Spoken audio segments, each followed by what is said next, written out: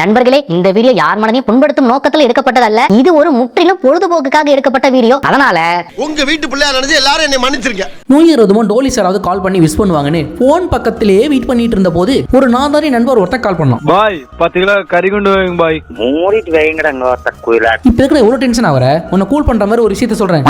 யாசிகா ஆனந்த் நடிச்ச சைத்ராங்கிற பேய் படம் யூடியூப்ல சுத்திட்டு இருக்கு, பார்த்து என்ஜாய் பண்ணிக்கோ அப்படின்னு சொல்லிட்டு போனை வச்சுட்டான். சரி, நானும் கண்டென்ட் எதுவும் கிடைக்குமேனு பார்த்தேன். அப்புறம் தான் தெரிஞ்சது அந்த படமே ஒரு கண்டென்ட் தானே. இப்போ ஓபன் பண்ணா நம்ம யாசிகா அக்கா ஒரு வீட்டு மாடியில ஏறி நின்று கேணத்தனமா ஏதேதோ பேசிட்டு இருக்காங்க. பேய் இருக்கா இல்லையா, நம்பலாமா நம்ப கூடாதா, நான் ஏன் இங்க நிக்கிறேன், நம்ம எதை நோக்கி ஓடிட்டு இருக்கோம், 2025 நமக்கு பிடிச்ச மாதிரி இருக்குமா இருக்காதா அப்படின்னு ஆபாசமா நின்னு அபாயகரமா நின்னு ஏதேதோ பேசிட்டு இருக்காங்க. இப்போ 24 மணி நேரத்துக்கு முன்பு இவங்க பேரு மதுமிதா, இது அவங்களோட ஹஸ்பண்ட் அருண். இவங்க ரெண்டு பேரும் அவங்களோட சொந்தக்காரங்க கல்யாணத்துக்காக அவசரமா போயிட்டு இருக்காங்க. போற வழியில ஒரு ஆக்சிடென்ட் ஆகிடுது. இந்த குட்டையை பார்த்துட்டு தான் குப்புறக்க வந்தீங்களா? இவரு கதிர், அதாவது நம்ம சைத்ராவோட ஹஸ்பண்ட். ஆமா, இந்த படத்துல சைத்ரா யாருன்னு சொல்லல, யாசிகா ஆனந்த் தான் இந்த படத்துல சைத்ரா. இப்போ இவங்க வீட்டை காட்டுறாங்க. அப்போ கதிருக்கு அவர் ஃப்ரெண்ட் சிவா கிட்ட இருந்து ஒரு கால் வருது. சிவா எதுக்கும் யாருக்கும் பயப்பட மாட்டான். யாளுக்கு கிஃப்ட் வாங்கணும், நீ உடனே கிளம்பி வா. டேய், சைத்ராவுக்கு ஆல்ரெடி மனநலம் பாதிக்கப்பட்டிருக்கடா, நான் எப்படா வருவேன், அதெல்லாம் எனக்கு தெரியாது, நீ வந்தே தான் ஆகணும் அப்படின்னு சொல்ல கதிரும் கிளம்பி போறாரு. இப்போ 12 மணி நேரத்துக்கு பிறகு இந்த பொண்ணு பேரு திவ்யா, ரொம்ப தைரியமான பொண்ணு. ஆமா, இந்த படத்துல வர கேரக்டர்ஸ்லாம் ரொம்ப புத்திசாலிகள், ரொம்ப தைரியசாலிகள், யாருமே முட்டாள் கிடையாது. இப்போ இந்த பொண்ணுக்கு சிவா கிட்ட இருந்து கால் வருது. திவ்யா, எப்படியாவது என்ன காப்பாத்து, அவங்க எல்லாரும் என்ன எப்படியும் கொன்றுவாங்க. சிவா எதுக்கும் யாருக்கும் பயப்பட மாட்டான். இன்னொரு தடவை சொல்லு. எதுக்கும் யாருக்கும் பயப்பட மாட்டான். இன்னொரு தடவை. எதுக்கும் யாருக்கும் பயப்பட மாட்டான். திவ்யா, எப்படியாவது என்ன காப்பாத்து, அவங்க எல்லாரும் என்ன எப்படியும் கொன்றுவாங்க. எப்படியாவது காப்பாத்தணுமா, ஆனா எப்படியும் கொன்றுவாங்களாம். பேசுற அமலூசா இல்ல கேக்குற நம்ம லூசா? இப்ப காப்பாத்த சொன்னவன் கையோட எங்க இருக்குன்னு சொல்லி உடனே போய் காப்பாத்திருக்கலாம். எதுவும் சொல்லாம போனை கட் பண்ணிடுறான். உடனே அந்த பொண்ணு அவங்களோட போலீஸ் அண்ணனுக்கு கால் பண்றாங்க. அது என்ன ஒரே ஒரு போலீஸ் மட்டும் நிக்கிறாரு? பட்ஜெட் இல்லப்பா, அவன் எங்கேயாவது போறேன்னு சொன்னானாமா? ஆமாண்ணா, ஆனமலை சாமியாரை பார்க்க போறேன்னு சொன்னான். அப்போ நீ அங்க போய் பாரு, நான் அவன் நம்பரை ட்ரேஸ் பண்றேன். இப்ப ஆனமலை சாமியாரை தேடி போனா பூனமலை சாமியார் தான் இருக்காரு. ஆனமலை சாமியாரை பார்க்கணும். அவர் வெளியூர் போயிட்டாரேமா, சிவாவா காணோம். அவன் அவரை தான் பார்க்க வந்தான். டோன்ட் வரிமா, வா வெத்தலையில மை போட்டு பார்ப்போம். அவன் 3வது தெருவில் இருக்கிற கதிர் வீட்டு மாடியில இருக்கிற பெட்ரூம்குள்ள குப்புறக்க வந்து படுத்துட்டு இருக்காமா. உடனே அங்க கிளம்பி போய் பார்த்தா ஸ்டார்டிங்ல குப்புறக்க வந்த ஜோடி வாசல்ல வெயிட் பண்ணிட்டு இருக்காங்க. நீங்களும் யாரு? நாங்க சைத்ராவோட ஃப்ரெண்ட்ஸ். மேரேஜ் ஃபங்க்ஷனுக்கு போகும்போது குட்டையில விழுந்து சேரே ஆகிடுச்சு. என்னடா ஒண்ணுமே காணோம், அதை கிளீன் பண்ணிட்டு போலாம்னு காலையிலே வந்து காலிங் பெல் அடிச்சேன், யாருமே திறக்கல. உடனே கதவை திறந்து நாங்களே மாடிக்கு போய் பார்த்தா அந்த சைத்ரா கீழே குதிக்க ரெடி ஆகிட்டு இருந்துச்சு. நான் சாகதான் போறேன். ஐயோ ஐயோ, நீங்க என்ன சொல்றீங்க? சாகதான் ஐயோ, யாராவது குதிக்க போறேன்னு சொன்னா உடனே நம்ம என்ன பண்ணுவோம், அப்படிலாம் பண்ணாதீங்க, எதா இருந்தாலும் கீழே இறங்கி வாங்க பேசிக்கலாம்னு சொல்லுவோம். ஆனா இவன் என்னடா குதிக்க போறேன்னு சொன்ன உடனே பயந்து தெரிச்சு ஓடுறான். அண்ட் இன்னொரு முக்கியமான விஷயம், இவங்க ரெண்டு பேரும் பேய்ங்க. அந்த கதையை நான் அப்புறமா சொல்றேன். எங்கடா சைத்ரா? குதிச்சிருப்பாளோ? கண்டிப்பா குதிச்சிருப்பாளா? ஐயோ கொலை. காலையில நாங்க பயந்து ஓடிட்டோம். அதனால அவளுக்கு என்ன ஆச்சோன்னு பார்க்கலான்னு வந்து காலிங் பெல் அடிக்கிறோம், யாருமே கதவை திறக்கல. இப்போ அவங்க அண்ணன் வராரு. வந்து நீங்க ஏன் வெளியே நிக்கிறீங்க? இல்ல, இவ்வளவு நேரம் காலிங் பெல் அடிச்சு பார்த்துட்டோம், யாருமே வரல. அப்ப அந்த காலிங் பெல் அடிங்க. ஏன்டா அறிவு கேட்டவனே, அறிவு இருக்கா உனக்கு? மடப்பல முட்டாப்பல. ஆனா இவன் கூட பரவாயில்லைங்க, ஏதோ மண்டை கோளாறு பிடிச்சவன்னு சொல்லலாம். ஆனா இவ்வளவு நேரமா இவங்க சொல்றத கதையா கேட்டுட்டு இருந்துட்டு இப்ப அந்த பொண்ணு என்ன சொல்லுதுன்னு கேளுங்க. அப்போ கதிர் சைத்ரா யாரும் வீட்ல இல்லையா? அத நாம தான் போய் பார்க்கணும். காலிங் பெல் அடிங்க, காலிங் பெல் அடிங்க, காலிங் பெல் அடிங்க. உனக்கு ஏதாவது இருக்கா? உனக்கு ஏதாவது இருக்கா? உனக்கு அறிவு இருக்கா? எவன்டா அந்த டைரக்டர்? இரு, அடுத்த சீன்ல வருவாரு. இப்போ காலையில கதவை திறந்த மாதிரியே கதவை திறந்து உள்ள போய் பார்த்தா சிவா அந்த சாமியார் சொல்ல மாதிரி பெட்ரூம்ல குப்புற கவுந்து கிடக்குறான். உடனே ஒரு ஆம்புலன்ஸ்க்கு கால் பண்ணி வர வச்சு அதுல சிவா தூக்கி போட்டுட்டு கிளம்பிடுறாங்க. அப்போ அந்த ஆம்புலன்ஸ்ல இருக்கிற நர்ஸை கூப்பிட்டு அந்த பைக் எடுத்துட்டு ஹாஸ்பிடல் வந்து சார். டேய், ஒரு ஆம்புலன்ஸ்ல நர்ஸ்னு ஒருத்தங்க கூட இருக்கிறதே அந்த பேஷண்ட்டுக்கு ஃபர்ஸ்ட் எய்ட் பண்றதுக்காகடா. இந்த மண்டை கோளாறு உள்ளவன் தான் சொன்னானா சரின்னு சொல்லிட்டு நீயும் பைக் எடுத்துட்டு வரட்டு போற. இப்போ ஹாஸ்பிடல் கூட்டி போய் அட்மிட் பண்ணதும் இப்போ இந்த டாக்டர் என்ன சொல்றாருன்னு கேளுங்களேன். சிவா கண்முழிச்சிட்டானா? அவன் தலையில பலமான உள்காயம் ஏற்பட்டிருக்கு. அவன் சுய நினைவில் இல்ல, he is in unconscious. Critical கண்டிஷனா? அப்படி சொல்றதுக்கு இல்ல, சின்ன பிளட் கிளாட் தான். சோ சீக்கிரமே சரியாயிருவாரு நம்புறோம். இல்ல புரியல, தலையில அடிபட்டிருக்கு, கோமா ஸ்டேஜ்ல இருக்கிறதுனால கிரிட்டிக்கல் தானே?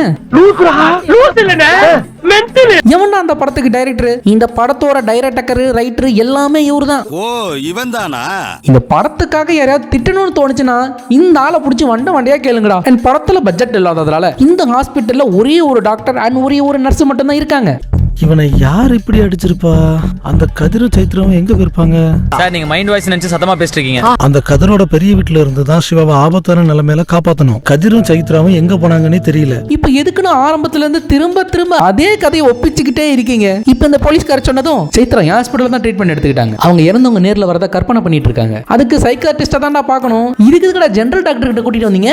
இப்ப இவங்க பேசிட்டு இருக்கும்போது சிவாவுக்கு கான்ஷியஸ் வந்துருது. போய் பார்க்கிறதுக்குள்ள போலீஸ்காருக்கு அங்க இருந்த கான்ஸ்டபிள் கால் பண்ணி இந்த வீட்ல ஏதோ சத்தம் கேக்குது, என்னால தனியா இருக்க முடியல, ரொம்ப பயமா இருக்கு, உடனே கிளம்பி வாங்க அப்படின்னு சொல்ல, சரிம்மா சிவா என்ன சொல்றா நீ போய் பாரு, நான் போய் அந்த கான்ஸ்டபிள் பார்த்துட்டு வரேன் அப்படின்னு போயிடுறாரு. சைத்திரக்கு மனநலம் பாதிக்கப்படல, நிஜமா பேய் தான் வந்துட்டு போகுது. எப்படி சொல்றேன்? கதிர் அன்னைக்கு எனக்கு கிஃப்ட் வாங்கி கொடுத்துட்டு வீட்டுக்கு போகும்போது சைத்ரா எந்திரிச்சலான்னு கேட்கறதுக்காக கால் பண்ணான். அப்போ அவளோட ஃப்ரெண்டு மது போன் அட்டன் பண்ணான். அதனால என்ன, ஆனா அவங்க ஃப்ரெண்டு மது அவங்க ஹஸ்பண்ட் இருந்து 3 வருஷம் ஆச்சு. சரி நீ போய் சைத்ரா பாரு, நான் ஆனமலை சாமியாரை கூட்டிட்டு வரேன். இப்போ முழுசா சொல்றதுக்குள்ள திரும்ப கோமாக்கு போயிடுறாரு. எல்லாத்தையும் சொல்றதுக்கு முன்னாடியே மயங்கிட்டானே. இப்போ அவன் கோமாவுக்கு போனது கவலை இல்ல, முழுசா சொல்லாம போயிட்டானே தான் கவலை. இப்போ இந்த பொண்ணு டாக்டர் ரூம்குள்ள போனா அந்த பேயா வந்தவங்க 2 பேரோட போட்டோவும் ஒரு ஃபைல்ல ஒட்டி இருக்கு. இப்போ திரும்பவும் 3 வருடங்களுக்கு முன்பு அந்த பேர் ஒரு வெட்டிங் ஃபங்க்ஷனுக்காக போயிட்டு இருக்கும்போது அந்த குட்டை கிட்ட ஒரு ஆக்சிடென்ட்ல இறந்துடுறாங்க. இப்போ உடனே பூனமலை சாமியார் கிட்ட கால் பண்ணி செத்து போனவங்க நம்ம பார்க்க முடியுமா? நிச்சயமா. ஆனா அந்த பேய்ங்க தான் சைத்ரா குதிக்க போறேன்னு சொன்னதுக்கு குதிச்சு ஓடிட்டாங்களே. ஏன்னா அவங்க செத்து போனது அவங்களுக்கே தெரியல, ஆனா இவங்களுக்கு தான் அவங்க பேயின்னு தெரியாத, அதான் சின்ன அதிர்ச்சிக்கே பயந்து ஓடுறாங்க. தான் பேய்ங்க தாங்கிறத மறந்து தினமும் அந்த குட்டையில கவுந்து தினமும் சைத்ரா வீட்டுக்கு வந்து போயிட்டு இருந்திருக்காங்க. அப்போ உங்களுக்கு உண்மை தெரிஞ்சா அவங்க யார் யார் கண்ணுக்கெல்லாம் தெரியுறாங்களோ அவங்களெல்லாம் போட்டு தேடுவாங்க. இப்ப பேசி முடிச்சதும் அந்த சாமியார் வந்து அந்த வீட்டுக்குள்ள போக கதவை முட்டி பாக்குறாரு. ஆல்ரெடி அந்த பொண்ணோட அண்ணன் அந்த வீட்டுக்குள்ள போய் மாட்டிருப்பாரு. இப்போ கதிர் வந்து யாரோட நீங்க என் வீட்டை இடிக்கிறீங்க? நீங்க தான் அந்த சாமியாரா? அந்த சாமியார பின்பக்கமா வீட்டுக்குள்ள கூட்டிட்டு போறாரு. இப்ப திரும்பவும் இந்த சிவாவுக்கு கான்சியஸ் வந்துருது. மீதி ஸ்டோரியை சொல்றான். என்ன ஸ்டோரி? இவன் கோமாவுக்கு போறதுக்கு முன்னால ஒரு ஸ்டோரி சொல்லிட்டு இருந்தால, அதுல என்ன ஆச்சுன்னா கதிர் சைத்ராவை சமாதானம் பண்ணி கூட்டிட்டு வந்து இந்த வீடியோ வேணாம் நான் போய் வேற வீடு பாக்குறேன்னு போறான். இத வச்சுக்கோ. அட கபாலம் கலகன காலக்கையா, அவளே அடிக்கடி குதிக்க போறேன்னு மாடியில ஏறி நிக்கிறாடா, நீ அவ கையில கத்தி எடுத்து கொடுத்துட்டு போற. இப்ப வேற வீட பார்க்க போலாமான்னு சொல்லி கூட்டிட்டு போனா அந்த வீட்டுக்குள்ள அந்த பேய்ங்க குடும்பம் நடத்திட்டு இருக்கு. ஏண்டா இந்த வீட்டுல பேய்ங்க வந்து போதுன்னு உன்ன வேற வீடு பாடுறானா, அந்த பேய்ங்க எந்த வீட்டுல கூட்டி இருக்கோ அந்த வீட்டுக்கே கூட்டிட்டு போற அப்படின்னு சொல்லிட்டு திரும்ப வந்துடுறாங்க. இப்ப சைத்ரா செல்லுக்கு அவங்க ஹஸ்பண்ட் கதிர் செல்லுல இருந்து ஒரு கால் வருது. என் மொபைல் மிஸ் ஆகி போச்சு, மொபைல் எடுத்த வந்து யாரா கால் பண்றாங்கன்னு நினைக்கிறேன், உடனே அட்டன் பண்ணி பேசு அப்படின்னு சொல்லிட்டு போயிடுறாரு. கால் அட்டன் பண்ணா உங்க ஹஸ்பண்ட் இறந்துட்டாரு, உங்க வாட்ஸ்அப்ல போட்டோ அனுப்பியிருக்கான் பாருங்க அப்படின்னு அனுப்புறாங்க. உடனே சைத்ராவும் பார்த்துட்டு உடனே மாடி மேல ஏறி ஓடி போய் குதிச்சு அவங்களும் பேய் ஆயிடுறாங்க. டேய் நீ செத்து போய் 3 மணி நேரம் ஆகுதா சம்சா முக்கா, நாம இப்ப பேய் ஆயிட்டோமா? ஏண்டா இப்ப தேவையில்லாம பயப்படுற? நாம இப்ப பேய் இந்த வீட்ல ஹாப்பியா என்லெஸ்ஸா வாழ போறோம். அப்போ எல்லாரும் செத்து போய் என்லெஸ்ஸா இந்த உலகத்திலே வாழலாம்ல. சரி நாம தான் இப்ப பேய் இல்ல, வா எல்லாரையும் கொல்லலாம்னு ஒவ்வொருத்தரையா போட்டு சொல்றாங்க. இப்போ வீட்டுக்குள்ள போன அந்த போலீஸ்கார், அடுத்து அந்த சாமியார் அவரோட சிசியன் கான்ஸ்டபிள், அப்புறம் ஹாஸ்பிட்டல்ல இருக்க சிவா ஆல்ரெடி செத்து போயிட்டாராம். இதுவும் பேயா. எவன்டா அந்த டைரக்டர்? ஆனா அவனும் தான் செத்து போயிட்டான்பா. இப்போ சிவா அவளையும் போட்டு தள்ளிடுறான். வர உங்க ஒவ்வொருத்தவங்களையும் தேடி உங்க வீட்டுக்கே வர.